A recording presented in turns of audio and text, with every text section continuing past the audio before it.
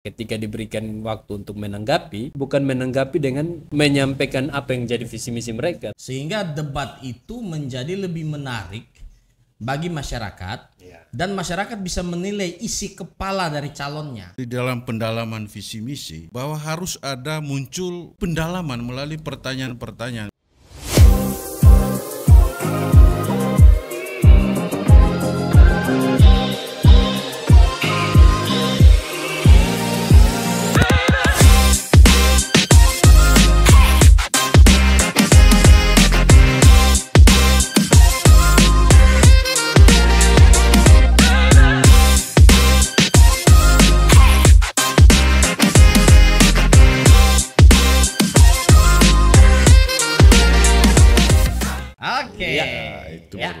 Hari ini kita bertiga lagi ya. Ya, siap. Ya. Ini karena masih terbayang-bayang. Masih terbayang-bayang.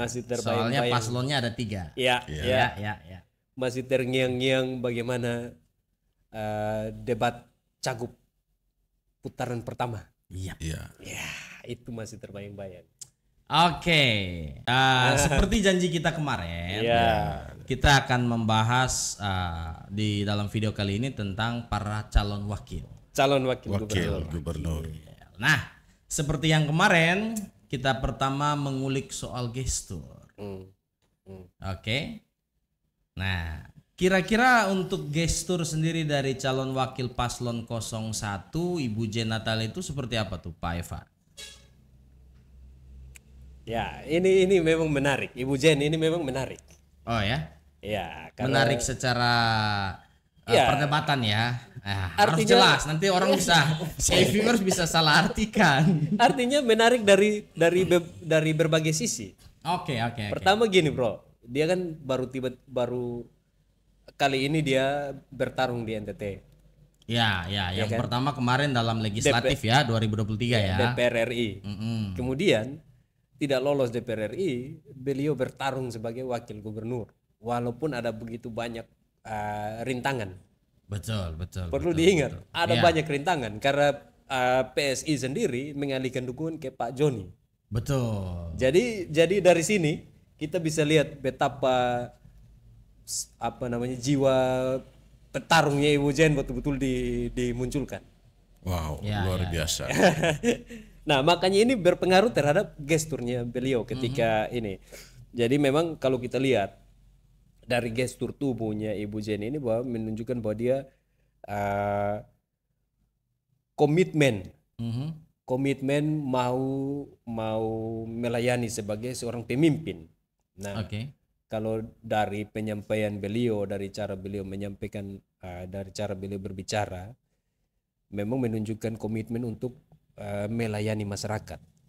Betul-betul ingin berfokus kepada pelayanan terhadap masyarakat. Wow, luar biasa. Iya, jadi memang dari cara pembawaan visi misi dia terlihat lebih santai, lebih rileks dibandingkan Pak Ansi. Oke, lebih milenial ya. Iya, lebih milenial, lebih menunjukkan semangat mudanya. Oke. Ini bisa kita maklumi karena memang Ibu Jen asalnya dari partai PSI yang mendukung, yang mengusung tema anak muda. Anak muda, apalagi beliau juga adalah seorang pengusaha.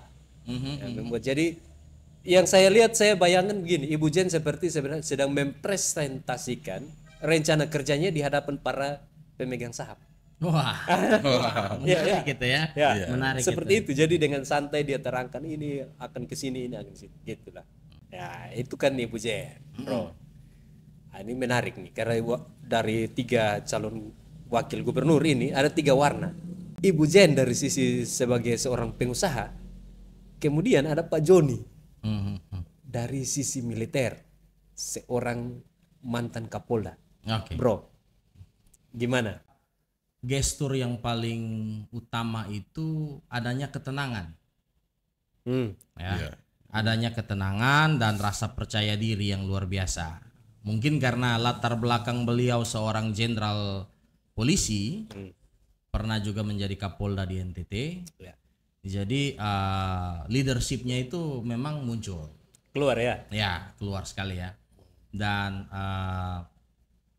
cara beliau menyampaikan juga memang menunjukkan background beliau sistematis. Iya, iya, Ya, iya, ya. iya. Menurut saya sangat sistematis cara Ya, beliau ya. menyampaikan, dan itu memang sangat terlihat dalam gestur yang beliau tampilkan. Nah, itu kalau dari saya untuk Pak Joni. Nah, warna yang ketiga ini, Warna Bro. yang ketiga ini, ya. Seorang politisi. Seorang politisi murni Iya, iya, iya. yang juga pernah menjadi seorang senator Ya. mewakili NTT Ya. di pusat, yaitu Pak Adrianus Garu. Nah, menurut Bang Yos, Ya. Bang Yos sendiri gimana tuh Bang Yos? Jadi kalau Pak Adrianus Garu itu kelihatan sangat rileks ya dari Ya. gesturnya, santai, tenang. Beliau tetapi dalam ketenangan dan santainya itu justru beliau menunjukkan komitmen komitmen yang kuat dalam mewujudkan pemerintahan yang baik dan bersih. Nah, bagaimana cara mewujudkan? Nah, menurut beliau kan melalui kolaborasi antara dunia usaha, pemerintah, dan masyarakat. Nah, gestur ini menunjukkan bahwa Andre Garu memiliki pemahaman tentang peran kolaborasi dalam proses pengelolaan sumber daya dan pembangunan ekonomi. Iya. Ya, beliau juga dikenal memiliki gestur yang energik dan juga karismatik. Ya. Nah, itulah gestur dari Pak Andre Garu, dan kita juga sudah memahami masing-masing gestur dari pasangan calon. Berarti bagaimana kelanjutannya? Jadi ya menurut saya pada dasarnya para calon wakil ini memiliki poin plus masing-masing ya. Ya. Poin plus masing-masing dengan warna yang dimiliki masing-masing.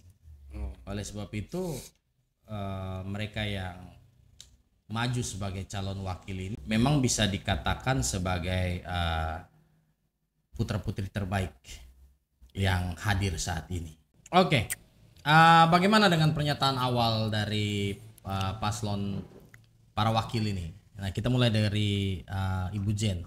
Memang dari pernyataan awal kita bisa melihat komitmen dari Ibu Jen sebagai pemimpin yang fokus pada kebutuhan masyarakat. Bahwa memang kalau kita lihat di sini Ibu Jen menunjukkan bahwa dia memang paham. Ya, dia menunjukkan kepahamannya tentang bagaimana seorang pemimpin harus melayani masyarakat. Oke. Ya, itu yang menjadi. Nah, memang ini jadi fokus dari kedua orang ini, dari Ibu Jen dan Pak Ansi, memang fokusnya ke situ. Terus ada beberapa penekanan terkait kolaborasi antara pemerintah dan masyarakat. Jadi Ibu Jen berharap kalau misalnya paket Ansi Jen ini lolos, maka dalam pemerintahan mereka ada kolaborasi antara pemerintah dengan masyarakat untuk peningkatan pelayanan. Nah, kalau semoga ini ya bisa betul-betul dijalankan kalau memang Pak Ansi dan Ibu Jen memimpin. Karena kolaborasi antara pemerintah dan masyarakat itu memang penting, terutama untuk menciptakan kebijakan yang lebih inklusif. Kira-kira begitu, Bro. Oke. Nah, menurut Bro sendiri, langsung nomor 2 pasti Pak Joni. Oke, menurut saya Pak Joni menunjukkan komitmen ya, seperti yang saya bilang di awal tadi, dalam gesturnya juga nampak. Jadi ada komitmen, terus efisiensi dalam pemerintahan dan transparansi. Nah, pernyataan awal itu juga menurut saya lebih berorientasi pada pembenahan sistem birokrasi. Jadi pembenahan sistem birokrasi ini benar-benar digaungkan ya oleh Pak Joni, sehingga bisa memastikan pemerintahan yang mampu menjalankan perannya sebagai regulator.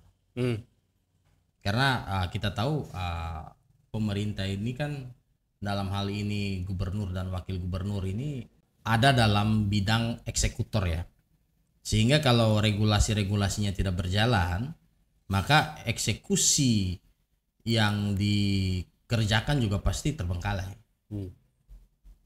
Ya kan? Pemerintah ini adalah badan yang menyalurkan segala sesuatu, yang membenahi segala sesuatu di dalam tatanan masyarakat. Hmm. Otomatis kalau sebagai regulator tidak efisien, tidak berjalan, maka sudah pasti pemerintahnya akan tidak baik-baik saja. Indikasi dari pemerintahan yang tidak baik-baik saja jelas pasti mengarah pada hal-hal yang negatif. Jadi memang saya melihat dari pernyataan awal Pak Joni, penekanannya lebih kepada efisiensi sih. Efisiensi dan bagaimana menjalankan roda pemerintahan yang sesuai dengan tupoksi. Nah, itu penting, sesuai dengan tupoksi. Wajib sesuai dengan tupoksi ya. Atau gimana Bang Yos? Menurut Bang Yos gimana Iya, untuk yang kalau Pak Andre? Pak Andre ini cukup menarik. Menariknya begini, beliau menyampaikan pernyataan awal dengan mengemukakan pertanyaan retoris. Nah, bagaimana mewujudkan pemerintahan baik dan bersih? Nah, itu yang beliau sampaikan. Nah, lalu beliau juga menekankan bahwa untuk mewujudkan pemerintahan yang baik, bersih, itu butuh kolaborasi. Jadi kolaborasi antara, tadi sudah saya sampaikan bahwa dunia usaha, pemerintah, dan masyarakat atau yang dikenal dengan Tri Society. Nah, sehingga dalam pernyataan awal ini Pak Andre sebagai paket siaga ya, itu sudah menunjukkan tekad bahwa kalau mereka akan dipilih menjadi gubernur dan wakil gubernur, maka mereka ajak semua pihak ya untuk bahu membahu bekerja sama membangun provinsi NTT. Jadi tidak ada pengelompokan birokrasi, tidak ada namanya kelompok-kelompok dunia usaha, dan juga tidak ada namanya kelompok-kelompok itu masyarakat. Nah, beliau lebih mengajak siaga bahwa untuk membangun NTT ini kita harus bekerja bersama-sama, baik dari dunia usaha, para pengusaha, masyarakat, dan pemerintah. Nah, itu. Ya, jadi intinya dari pernyataan ketiga orang ini bahwa pemerintah yang sekarang ingin lebih terbuka terhadap masyarakat. Ya. Jadi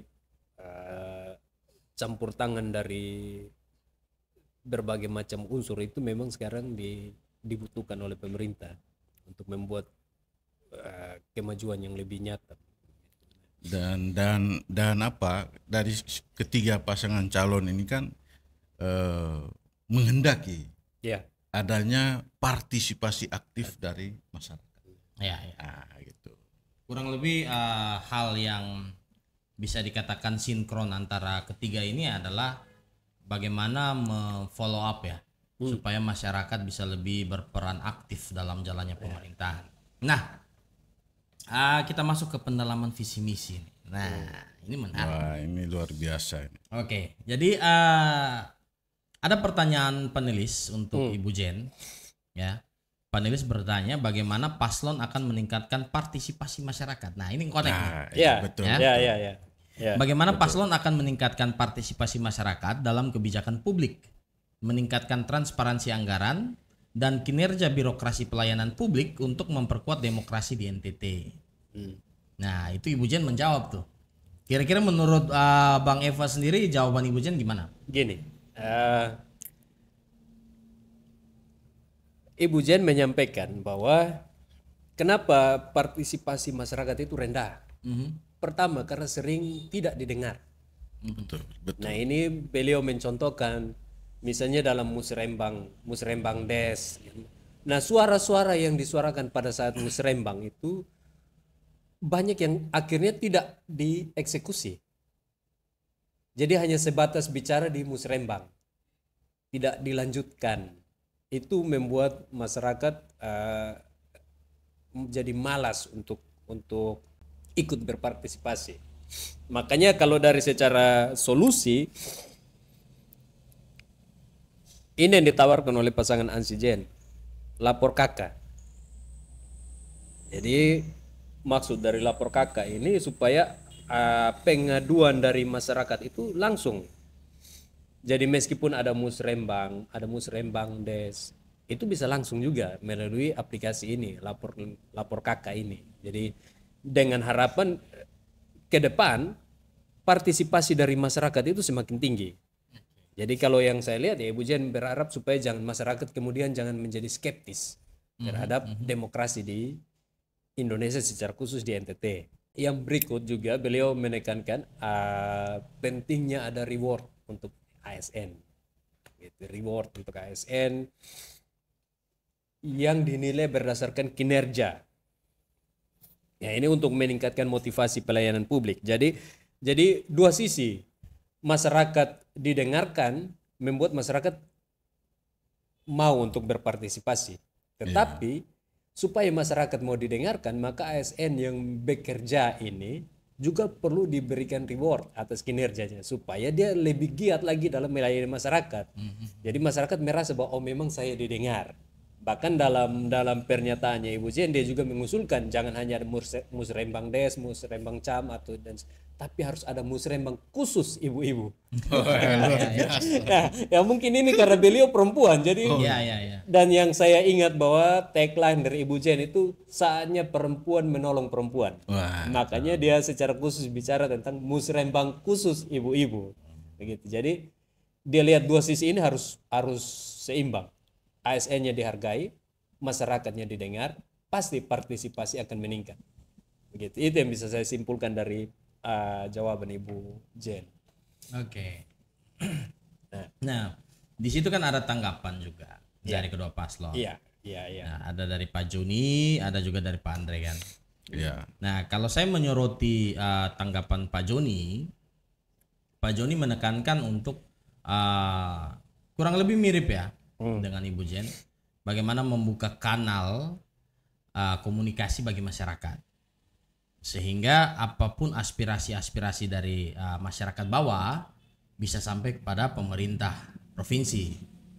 Karena yang selama ini berjalan itu banyak hal yang tidak sampai, sehingga hal-hal pokok yang dibutuhkan oleh masyarakat itu seringkali tidak masuk dalam program-programnya pemerintah provinsi.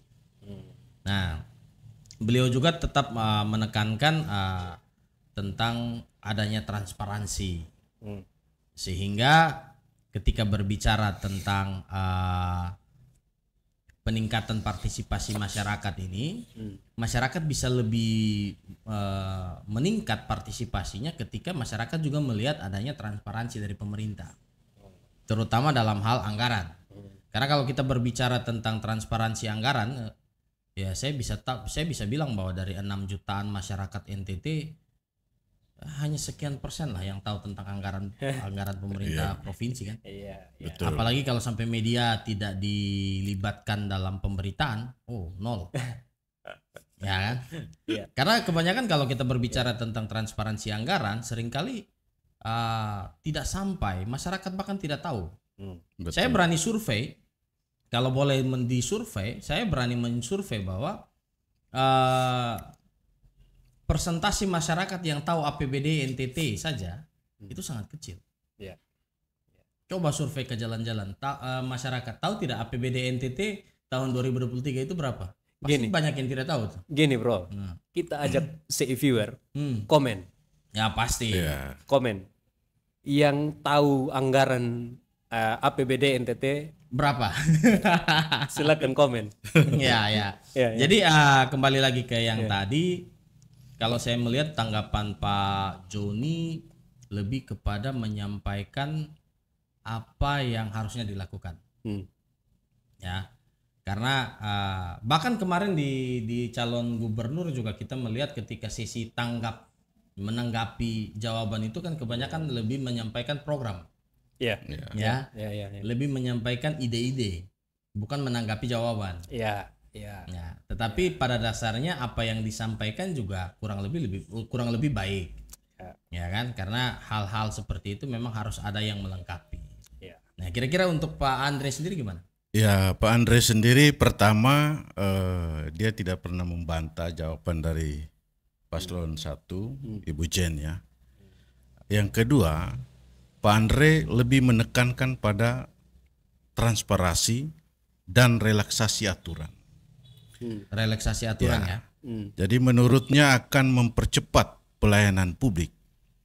Bahkan beliau juga mendukung pendekatan pelayanan satu pintu dengan beliau menyatakan one day service ya. Oh ya. One day service. Di mana masyarakat diharapkan bisa mendapatkan layanan dalam 1 hari. Jadi one day service ini kan memang saat ini sangat dibutuhkan masyarakat. Ya. Apalagi dengan adanya perkembangan teknologi seperti ini, masa masyarakat harus datang antri menunggu berjam-jam, bahkan 1 hari tidak selesai. Iya. Mengambil surat keterangan kesehatan saja, itu lama. Apalagi proses kartu keluarga. Oh ya, akta antrinya bukan kematian. main. Antrinya ngeri loh. Itu Ya, memang toh. persoalan sudah lama. Jadi kalau one day service ini betul-betul diterapkan oleh paket siaga, ya saya salut dong. Ya. Saya sebagai masyarakat pasti ikut mendukung ini. Ya. Gitu Bung Einstein dan Bung Eva.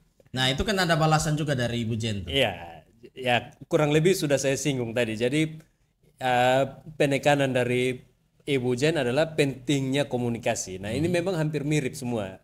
Saya setuju dengan pernyataan Om Einstein tadi. Memang tata debat kali ini terlalu apa ya? Kaku ya. Iya, terlalu kaku. Artinya harusnya adalah pertanyaan-pertanyaan dari pasangan-pasangan yang lain. Misalnya gini, kita bicara tentang keterbukaan antara pemerintah dan masyarakat. Cara buatnya gimana?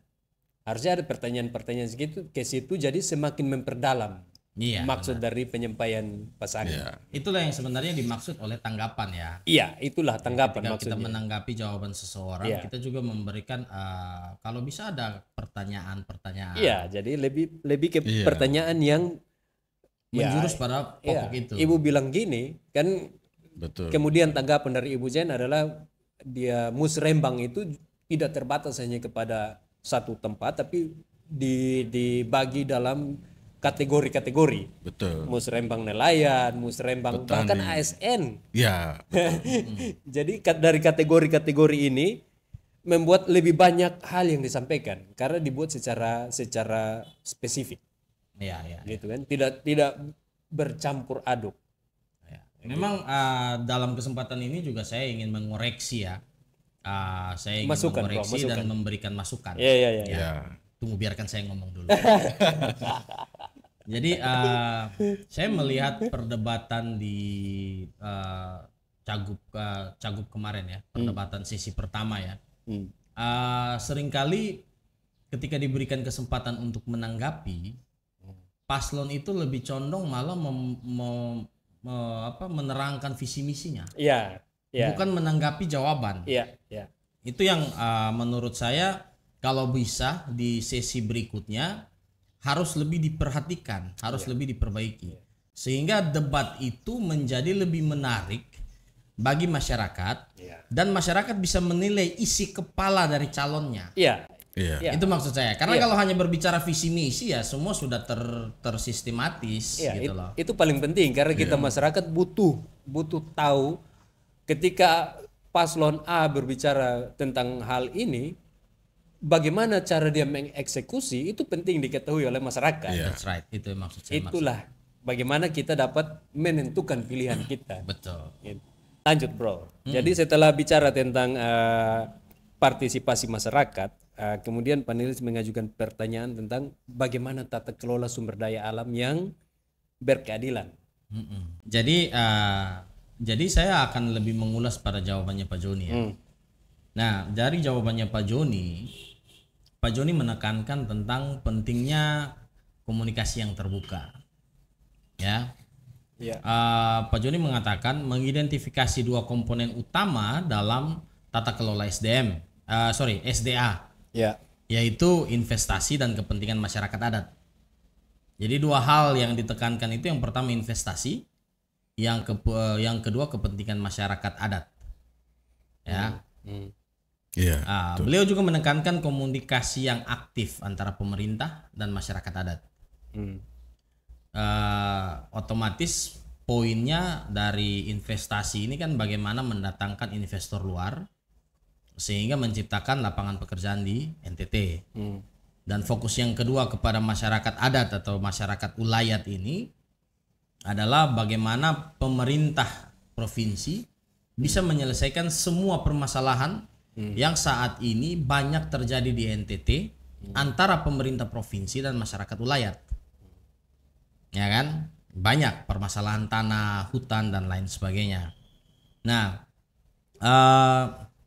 beliau juga menekankan tentang perizinan.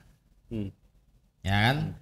Perizinan dan pembiayaan berbagai proyek yang dilakukan oleh investor ini juga harus sesuai dengan aturan-aturan yang berlaku, sehingga jangan sampai terjadi permasalahan di kemudian hari. Ya. Karena selain permasalahan antara pemerintah provinsi dengan masyarakat adat, masyarakat ulayat, seringkali permasalahan investor dengan masyarakat ulayat juga muncul di berbagai tempat. Nah, ini kan tiga hal yang sebenarnya sinkron, yang kalau diperhatikan dengan baik ini sebenarnya bisa diselesaikan dengan mudah, tanpa harus terjadi berbagai hal yang merugikan masyarakat ulayat terutama. So Pak Joni sendiri menutup dengan kalau mereka terpilih, mereka akan bernegosiasi, mencari jalan keluar untuk mendapatkan win-win solution. Nah, jadi beliau lebih menekankan kepada hal-hal itu. Nah, menurut Bro sendiri tanggapan dari Ibu Jen gimana? Tanggapan dari Ibu Jen sendiri tidak terlalu banyak juga. Nah, itu tadi yang kita bicarakan, harusnya lebih banyak pertanyakan ke Pak Joni. Gimana sih maksudnya itu? Jadi memang hanya Ibu Jen hanya menambahkan pentingnya sosialisasi awal. Jadi sebelum dimulai suatu proyek, dimulainya suatu kegiatan, harus ada sosialisasi awal. Jadi masyarakat tahu jelas proyek ini apa yang mau dikerjakan, wilayah-wilayah mana saja yang akan dikerjakan. Dalam hal ini semua diuntungkan. Ya. Semua diuntungkan. Jangan sampai ada pihak yang dirugikan ya. Iya, nah yang paling sering terjadi kan pihak masyarakat adat itu paling sering dirugikan juga oleh kehadiran investor-investor ini. Bahkan sampai sekarang ya. Ya. Masih banyak kasus yang sekali kasus yang tertunda. belum terselesaikan. Ya, itu. Jadi itu tambahan sedikit dari Ibu Jen. Kalau Pak Andre Garu menurut beliau gimana? Untuk tata kelola sumber daya alam yang berkeadilan. Ini yang berkeadilan ya. Itu menurut Andre Garu sendiri, beliau justru sepakat dengan pentingnya transparansi dan penyampaian informasi yang benar kepada masyarakat adat dan juga pihak terkait. Ini kadang kan informasi yang sampai ke masyarakat itu tidak sesuai dengan perencanaan awal. Contoh misalnya tambang di Lembata. Dulu kan pernah heboh mau ada tambang emas di Lembata. Tetapi informasi yang sampai ke Lembata pertama itu kan menakutkan. Bahwa Pulau Lembata ini bentuknya seperti payung. Jadi ada kakinya. Jadi kalau ditambang salah-salah kakinya patah, tenggelamlah Pulau Lembata. Bukan hanya sebatas itu, juga dampak atau efek atau manfaat daripada tambang itu harus disampaikan secara terbuka kepada masyarakat, khususnya masyarakat adat, sehingga tidak ada terjadi penolakan dan sebagainya. Itu yang penting.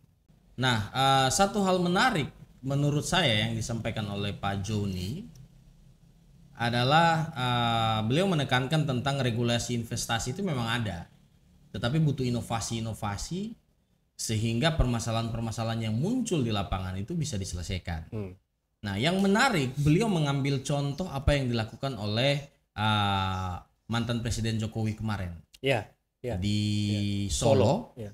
pemindahan pasar Klewer ya. Betul, Ya. betul. Nah, itu Pak Jokowi melakukan negosiasi itu sampai puluhan kali. Ya. Terus melakukan negosiasi, terus menyampaikan hal-hal yang penting untuk masyarakat sehingga masyarakat itu menjadi mengerti. Ya. Karena seperti yang tadi Pak Yos sampaikan bahwa ketika terjadi sebuah rancangan proyek penambangan misalnya, itu pasti akan banyak berita-berita miring yang muncul duluan.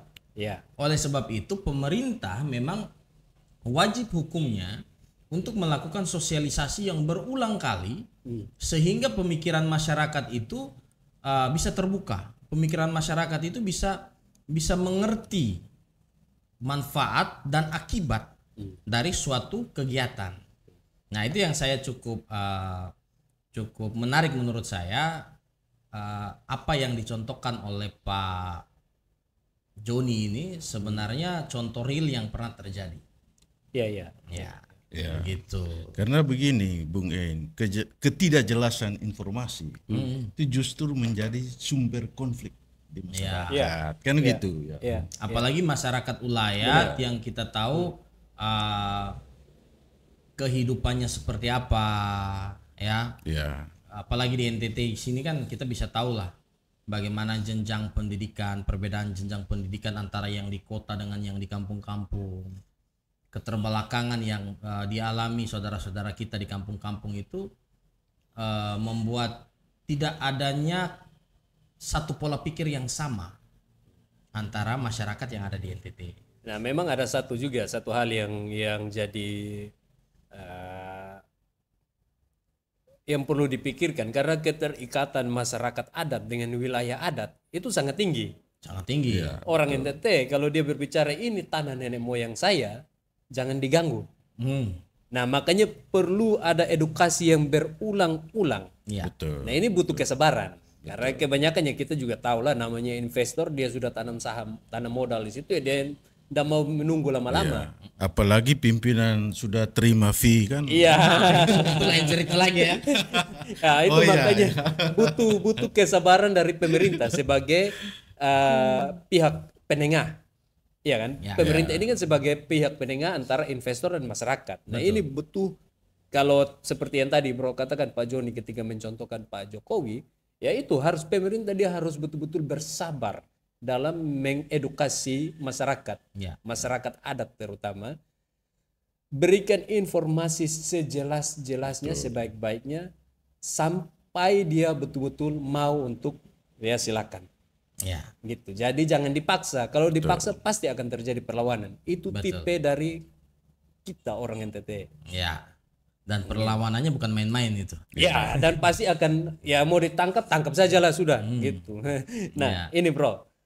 Dari masalah pengendalian sumber daya alam, kita ke masalah tindak pidana perdagangan orang. Ya. Nah, itu pertanyaannya langsung kepada Pak Andre Garu. Nah, itu panelis menanyakan ya. Ya. Bagaimana langkah paslon untuk menyelesaikan kasus TPPO Ya. yang terus meningkat, khususnya terhadap perempuan dan anak-anak sebagai korban. Nah, kita tahu TPPO ini di NTT ini salah satu yang paling viral selain BBM. BBM itu lain, Bro. Nanti Kita akan bahas di lain nanti ya. ada waktunya. Nah, menurut Bung Yos, bagaimana sih jawaban Pak Andre? Ya, Pak Andre sendiri justru mengusulkan solusi konkret. Ya, Andre Garu mengusulkan pembentukan satgas hingga tingkat desa, bahkan dusun. Ya, tujuannya apa? Untuk memantau pergerakan penduduk dan mencegah TPPO, terjadinya tindak pidana perdagangan orang. Nah, beliau juga mengatakan bahwa pergerakan masyarakat dilakukan secara cermat dan berkolaborasi dengan pemerintah daerah serta aparat keamanan. Jadi pergerakan masyarakat itu harus dilakukan secara cermat dengan melibatkan pemerintah daerah keamanan, maka kasus tindak pidana perdagangan orang menurutnya bisa ditekan. Nah, ini kembali lagi beliau selalu komitmen ya dari awal itu menyampaikan soal kolaborasi dan transparansi. Ya. Hal ini penting karena menurut beliau untuk bisa mengatasi ini tidak hanya kita pemerintah provinsi bekerja sendiri, tetapi harus melibatkan pemerintah kabupaten, kota, seluruh NTT, bahkan tingkat kecamatan, desa, semua harus dilibatkan. Supaya apa? Mencegah terjadinya tindak pidana perdagangan orang ini. Begitu Bung En dan Bung Eva. Nah, menarik ya. Karena ya seperti yang saya bilang tadi, TPPO ini salah satu hal yang paling viral di NTT selain BBM. Ya. Nah, menurut Om Eva sendiri gimana jawabannya? Ya, ini bukan menurut saya. Ini menurut Ibu Jen. Yang saya tanyakan menurut Om Eva bagaimana jawaban Ibu Jen. Oke. Siap. Jadi memang ada beberapa hal yang saya catat dari jawaban Ibu Jen. Yang paling penting itu bagaimana pemerintah menjamin ketersediaan lapangan pekerjaan untuk mencegah tindak pidana perdagangan orang ini. Karena berdasarkan pengalaman yang terjadi di NTT, kebanyakan tindak pidana TPPO ini terjadi karena korban memiliki hubungan dengan orang yang menawarkan ini. Wah, ini yang berat. Iya, jadi dia tergiur dengan tawaran pekerjaan di luar. Gitu. Jadi solusinya adalah pemerintah harus menyiapkan lapangan pekerjaan yang lebih besar, lebih luas. Balai-balai latihan kerja diperluas, diperkuat sehingga masyarakat tidak tergiur dengan tawaran-tawaran pekerjaan di luar daerah, di luar Indonesia, gitu. Jadi dengan demikian TPPO ini akan diminimalisir. Beda lah pasti dengan Pak Joni. Iya, beda ya. Karena kita tahu latar belakang Pak Joni sendiri ketika dia menanggapi Pak Joni seorang mantan Kapolda, ya kan? Makanya Pak Joni lebih menekankan kepada penegakan hukum yang lebih diperketat.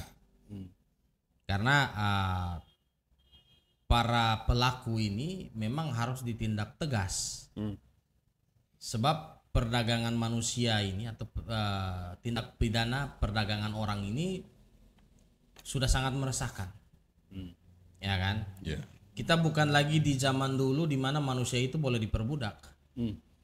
Kita sudah di zaman yang sangat modern di mana hak asasi manusia itu memang benar-benar harus ditegaskan, ditingkatkan dan dikuatkan.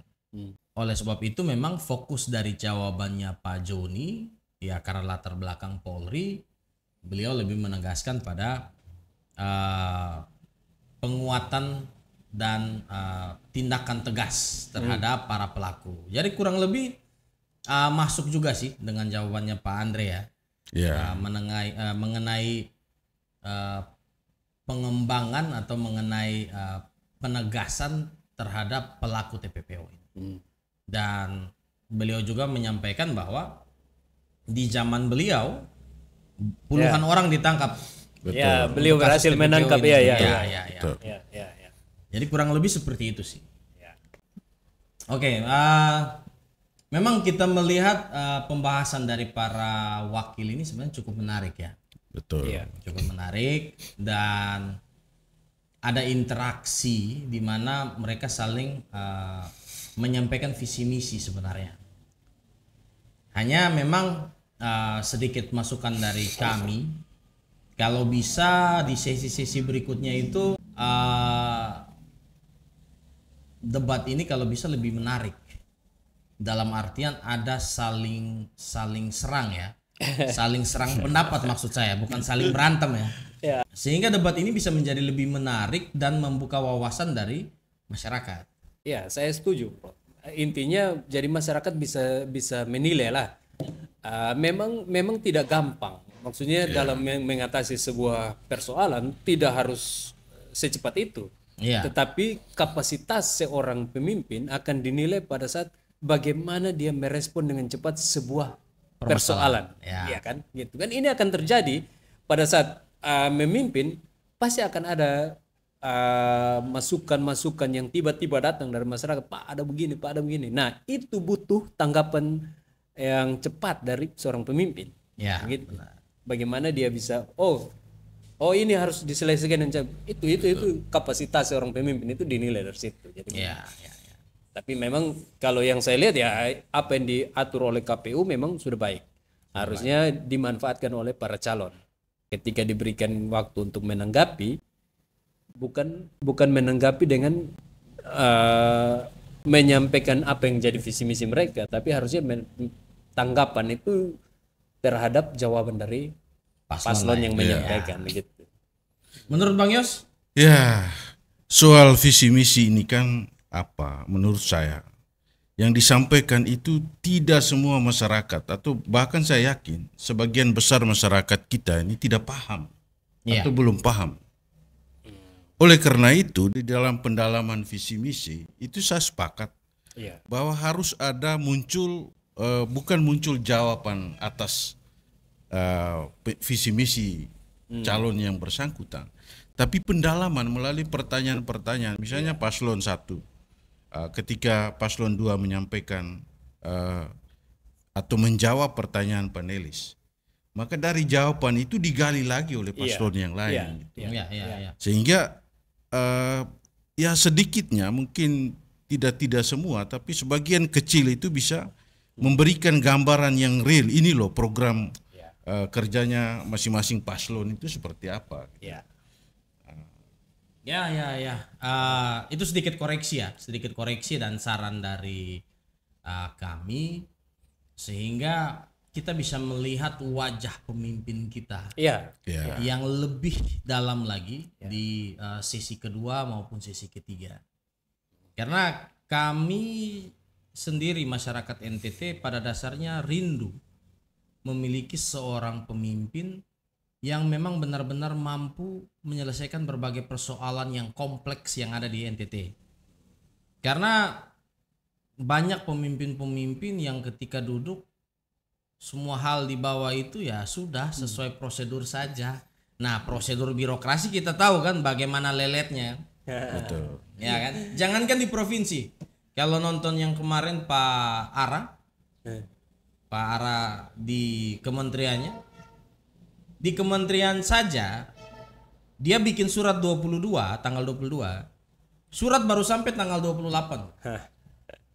Ini contoh, maksud saya begini, ini contoh bagaimana lambatnya birokrasi berjalan. Jadi kalau seorang pemimpin dia tidak punya sebuah inovasi, dia tidak punya sebuah kreativitas untuk menyelesaikan permasalahan di masyarakat, ya ujung-ujungnya nanti zong lagi.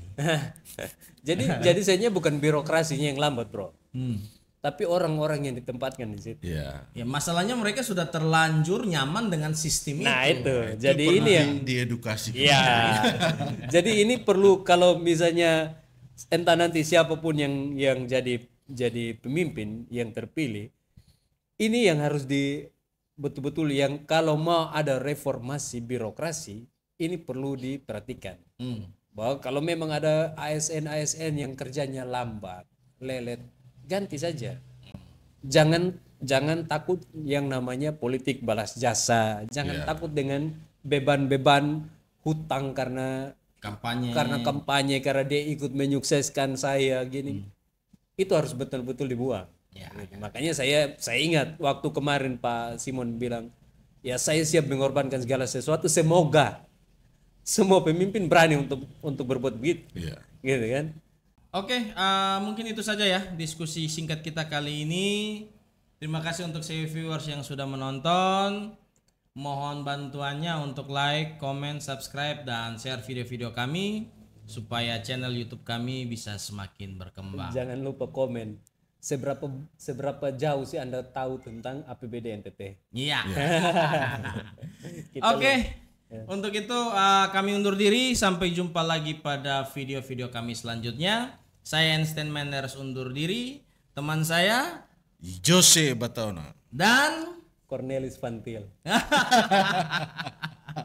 Sampai jumpa lagi pada video kami berikutnya. Bye bye.